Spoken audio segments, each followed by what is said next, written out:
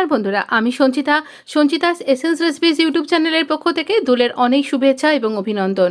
ঠান্ডাই powder বাজারের ওপর ভরসা না করে বাড়িতেই কি করে তৈরি করবেন সহজভাবে এবং খুব সুন্দরভাবে, আর সেই সাথে ঠান্ডাই বা কী করে তৈরি করবেন, চলুন সেই রেসিপি আজকে আপনার জন্য। খুব সহজেই বা একদম বাইরের কি দেওয়া আছে না দেওয়া আছে এসব কিছু না ভেবে বাড়িতেই তৈরি করে নিন এত সুন্দর একটা ঠান্ডাই পাউডারের রেসিপি, যেটা দিয়ে শুধুমাত্র ঠান্ডাই নয়, আপনি তৈরি করতে পারবেন আরও অনেক রকমের রেসিপি। হ্যাঁ, আপনি সেটাই ভাবছেন আজকে দোল একেবারে শেষের দোরগোড়ায়, সেই অবস্থায় কেন আপনাকে এরকমভাবে দিচ্ছি। হ্যাঁ, দিচ্ছি এই কারণেই যে এটা দিয়ে আপনি আরও অনেক কিছু তৈরি করতে পারবেন। আমরা দিলাম প্রথমে আমন্ড বাদামটা, যেরকম পরিমাণ দেখতে পাচ্ছেন আপনি এর থেকে কম বা বেশি নিতে পারেন। আমরা পেস্তা বাদাম দিচ্ছি এখানে কাজু, আর সব কিছুই আপনি আপনার পরিমাণ মতন নিন। আর এগুলোকে কিন্তু আমরা ড্রাই রোস্ট করব না, হালকা একটু এর ময়েশ্চারটা আমরা এখানে বার্ন করতে চাইছি। জাস্ট এটা গরম হবে, আপনি এই ধরতে পারবেন হাত দিয়ে। আমরা চারমগজ দিচ্ছি, চারমগজ বা মেলন সিডস দিলাম, পোস্ত যে পরিমাণ দেখতেই পাচ্ছেন আপনি।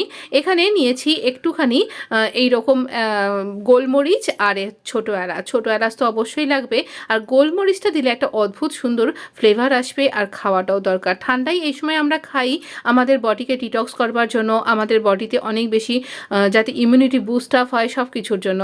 মৌরি অবশ্যই শরীরকে ভীষণ ঠান্ডা রাখে আমাদের। এই সময় অনেকটা গরম পড়ে যায়, দেখুন আমি হাত দিয়ে ধরে দেখছি যেটা ঠিকঠাক গরম হয়েছে কিনা।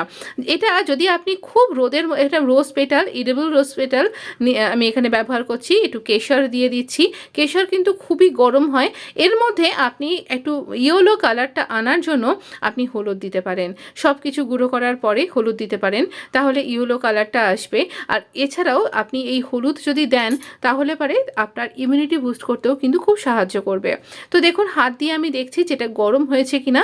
এটা যদি আপনি খুব কড়া রোদের মধ্যেও রেখে দেন 2-3 ঘন্টা, বা খুব আরও বেশি রোদ্দুর রয়েছে ছাদের মধ্যে, তাহলে আধ ঘন্টা 1 ঘন্টা রাখলেই যে গরম ব্যাপারটা আসবে সেইটাই চলে আসলেই হয়ে যাবে।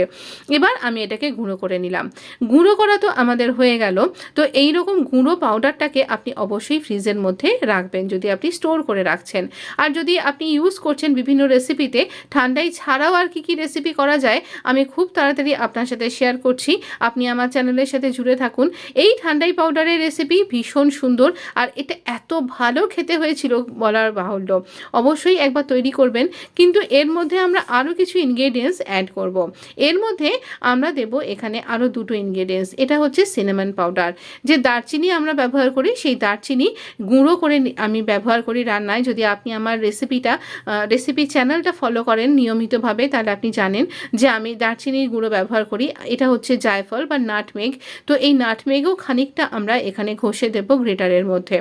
এই যতখানি দারচিনি তার অর্ধেকটা যাবে এখানে নাটমেগ। এগুলো কিন্তু শরীরকে অত্যন্ত গরম করে দেয়, তাই খুব সামান্য পরিমাণে দেব, ফ্লেভারটাও অ্যাড হবে আর এর উপকারী গুণগুলো এখানে অ্যাড হয়ে যাবে। এছাড়াও আপনি ঠান্ডাই তৈরি করবার সময় যে বেটল লিফ বা পান পাওয়া যায় তাও কিন্তু এখানে অ্যাড করতে পারেন, যেটা সাধারণভাবে সবাই পছন্দ করবে। সেই রকমভাবেই কিন্তু আমি এই রেসিপিটা তৈরি করছি। এবার ভালো করে মিক্স করে নিলাম। এটাকে কাঁচের কন্টেনার বা স্টেনলেস স্টিলের কন্টেনারের মধ্যে ভরে আপনি ফ্রিজ করতে পারেন। আমি এখানে ঠান্ডাই তৈরি করবার প্রসেসটা দেখাচ্ছি। এরকম একটা আমি মিক্সি জারের মধ্যে আমি এখানে চিনির গুঁড়ো দিচ্ছি, আপনি ইচ্ছা করলে মিষ্টির গুঁড়ো বা গুড় ব্যবহার করতে পারেন। তো এখানে আমি 2 টেবিল চামচ চিনির গুঁড়ো ব্যবহার করছি, যেরকম মিষ্টি আপনি খেতে পছন্দ করবেন সেই মতন। আর যতখানি দুধ দিচ্ছেন সেই পরিমাণে আপনি ঠান্ডাই পাউডারটা দিন। মোটামুটি আমি যে গ্লাসটায় দেখাবো তার জন্য আপনি এই রকম বড় যে আমাদের টিস্পুনগুলো হয়ে থাকে তা উঁচু সেই রকম 1 টিস্পুন দিলেই আপনার একটা গ্লাস কিন্তু ভর্তি হয়ে যাবে, আর খেতে অপূর্ব লাগবে। আর ওপরে দেখবেন পুরো একটা ক্রিম এখানে চলে আসছে। আর এবার আমি ওই রকমই 1 কাপ দুধ দিয়ে দিলাম। এখানে একই সাথে আপনি বরফের টুকরোও দিতে পারেন, আমি পরে ওটা দিয়েছি। তো এই রকমভাবে আমরা এটাকে ভালো করে ব্লেন্ড করে নেব। এরকম কিছুক্ষণ জন্য আপনি 2 থেকে 3 মিনিটের জন্য একটু ব্লেন্ড করে নিন। এটা খুব ভালোভাবে দুধের সাথে মিশে যাবে, দুধের মধ্যে এই পুরো ফ্লেভারটা চলে আসবে, আর খেতে যে কি অসাধারণ হবে তার জন্য তো আপনাকে অবশ্যই একবার বানিয়ে খেতে হবে। ভীষণ সুন্দর লাগবে। দুধটা কিন্তু অবশ্যই চেষ্টা করবেন ফুল ক্রিম দুধ নেওয়ার। তো এখানে এই যে ঠান্ডাই পাউডারটা, এটা দিয়ে বিভিন্ন রকমের রেসিপি হয়, সেই জন্য আলাদাভাবে ঠান্ডাই পাউডারের রেসিপি আমি এভাবে দিলাম। ঠান্ডাইটা আমি আজকে এই রকম কুল্লারে সার্ভ করছি, আর আমি কোনো হলুদ রং বা দিইনি, স্যাফরন থেকে যেটুকুনি যা এসছে সেই রকম একটা কালার এসছে।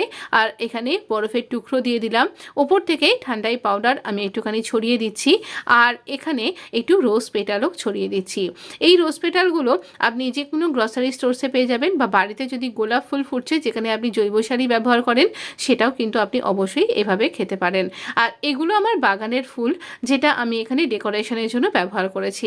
অবশ্যই জানাবেন যে কেমন লাগলো ভিডিওটা। যদি ভিডিওটা ভালো লেগে থাকে, যদি মনে হচ্ছে খুব উপকারী আমার চ্যানেলটা আপনার জন্য, অবশ্যই চ্যানেলটা সাবস্ক্রাইব করে নোটিফিকেশনটা অন করতে ভুলবেন না।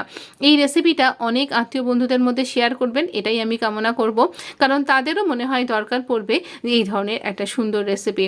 অবশ্যই এর পরের ভিডিওর সাথে জুড়ে থাকবেন, কারণ সেটাও থাকবে এই ঠান্ডাই রিলেটেড, যেটা দিয়ে আপনি অনেক অনেক কিছু তৈরি করতে পারবেন। এটা তো একটা শুধু নমুনা। ভিডিওটা ভালো লাগলে লাইক, শেয়ার, সাবস্ক্রাইব এবং সুন্দর একটা কমেন্ট করে আমার সাথে জুড়ে থাকবেন। ধন্যবাদ বন্ধু, ভালো থাকবেন, সুস্থ থাকবেন।